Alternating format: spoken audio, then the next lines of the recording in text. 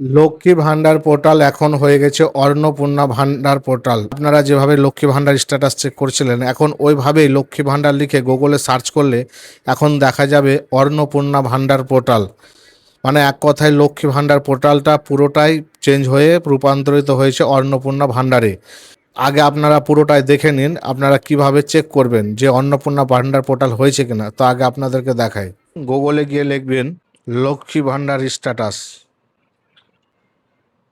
তারপরে প্রথম অপশনটাতে ক্লিক করে দিবেন।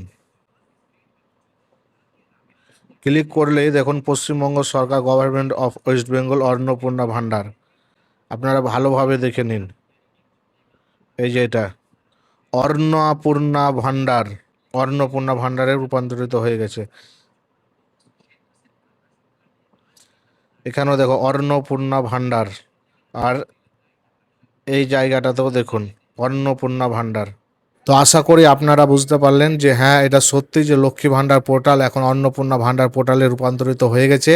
আর আমি আজকে কিছুক্ষণ আগে একটা ভিডিও পোস্ট করেছিলাম যে আগামী কালকেই অন্নপূর্ণা ভান্ডার পোর্টালের অনলাইন আবেদন শুরু হয়ে যাবে।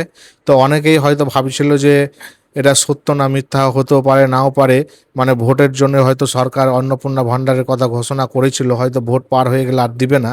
তো সবার সন্দেহ কাটিয়ে এটা সত্য প্রমাণ হলো যে আমাদের নতুন সরকার শুভেন্দু অধিকারী অন্নপূর্ণা ভান্ডার পোর্টাল চালু করছে।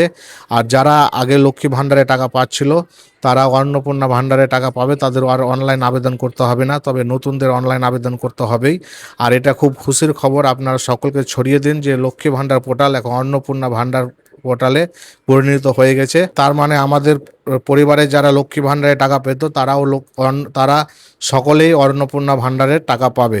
এই খবরটা আপনারা অবশ্যই শেয়ার করে সকলকে জানিয়ে দিন, কারণ যারা এখনও টেনশনে ছিল যে অন্নপূর্ণা ভান্ডার চালু হবে কিনা, তো সরাসরি তারা দেখুক যে লক্ষ্মী ভান্ডার পোর্টালটাই অন্নপূর্ণা ভান্ডারে রূপান্তরিত হয়ে গেছে।